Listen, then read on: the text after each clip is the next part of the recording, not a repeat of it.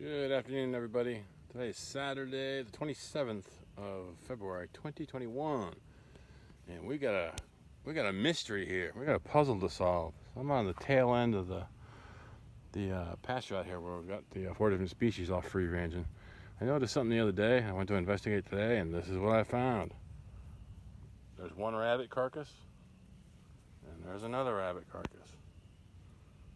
So some kind of a predator is defeating the fencing, getting in here, killing rabbits, not taking the rabbits back out, but just bringing them down to the bottom end of the pasture down here, picking them clean. And these are basically rabbit. I hate to be gross, but these are rabbits turned inside out. I mean, that's actually the inside of the pelt right there. That's the spine and the pelvis and the back legs.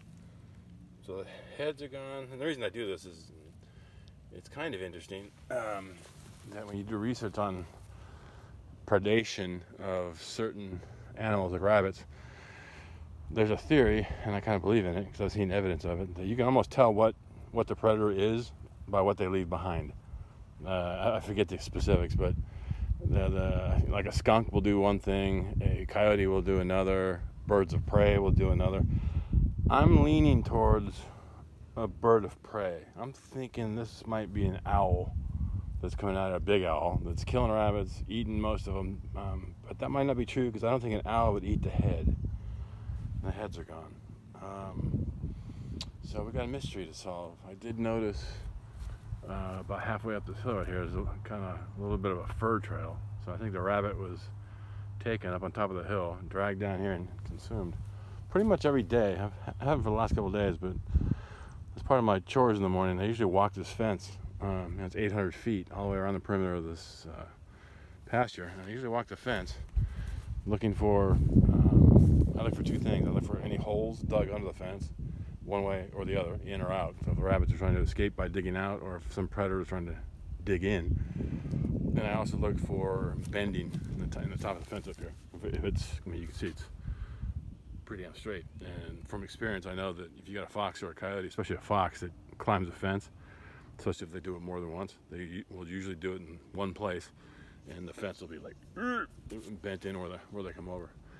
And I have yet to see any evidence of anybody going under a fence or over a fence, which kind of leads me to believe that it's got to be like a bird of prey, like an owl. And then, I had on video the other day, there's a whole flock of carrion eaters, crows, or I think they're crows. They could be vultures, but I think the 3 or 4 or maybe 5 that I see flying over here almost every day, I think they're crows, ravens. And they could be picking these things clean. That would be a good guess. Anyway, I hate to lose rabbits like that. It's disappointing, but the way I look at it is it's a numbers game. That now that we're rolling into the spring, that these ding-dings need to mate, and they need to make more bunnies than get lost through predation. So, and they are prolific reproducers. We know that. And I'm seeing some evidence of them showing a little bit of mating behavior right here. But I'm guessing, the next couple of weeks we should start seeing some pretty serious mating going on. So I'm going to build some more places like that big pile, that brush pile right there, and that's full of rabbits in the evening. That's kind of, I think they're living in there. So I'm going to build another big brush pile or some other kind of structure that they can nest in and hide in. If they come under attack, they can all flee into their foxhole, if you will, and avoid predation. This is the only weak part in the fence right here, and this is just because it's on top of a hill. It looks like somebody was screwing with it, but they weren't. That's just part of. It's just part of the installation process. This is the one part of the fence that's got kind of like a bend or a bow in it, but I don't know. Anyway, we got a mystery to solve. Like I got nothing better to do. Anyway, take care. Have a good day. Cutie pie. You're awful cute. So little Kuro here, he had his immunization booster this morning, and he's scared. I'm sorry, buddy. I just shaved down his horn buds. There's one. Where is he? There's the other one. So we're now heating up the disbudding iron, so we can basically poor guy, burn the horns off his head. Which it just sounds so mean. It really is. I mean, I'm not gonna video because it's not fun for him. It's not fun for me. But we're just kind of documenting the things these poor little guys go through.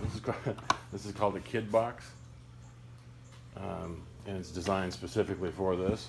So you put his little butt in there, and he's got a little hole in his head, and it holds his chin, almost like putting him in the gallows. And I dread. This is only the second time I've had to do this, but man, look at that look in his eye. He's just not a happy camper right now. He's usually such a sweet boy. It just breaks my heart, but it's got to be done. You know, it's for his own, both the immunization and the disbudding. I know a lot of people say, disbudding is optional. A lot of people don't do it, and I understand that.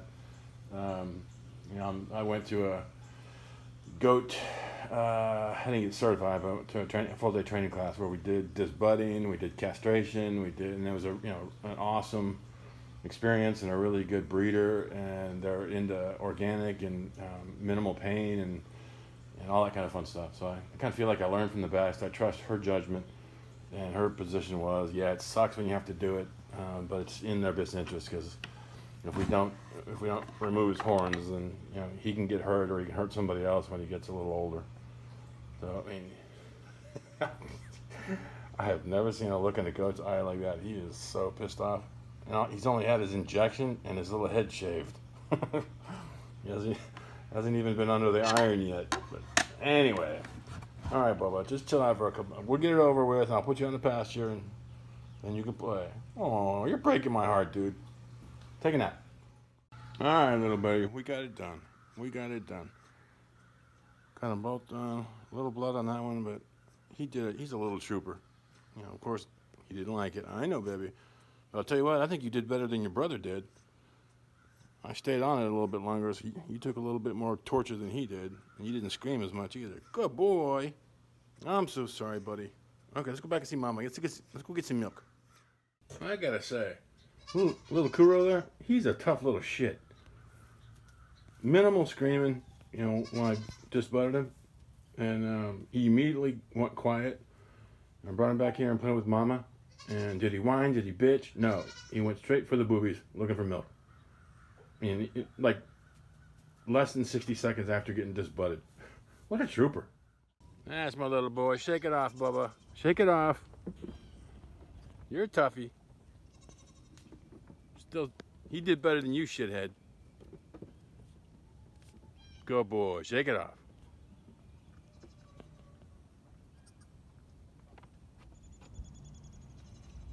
Good job. That's a goat that really wants a piece of pine. Lean, baby, lean. Ooh, it's gonna tip. It's gonna tip.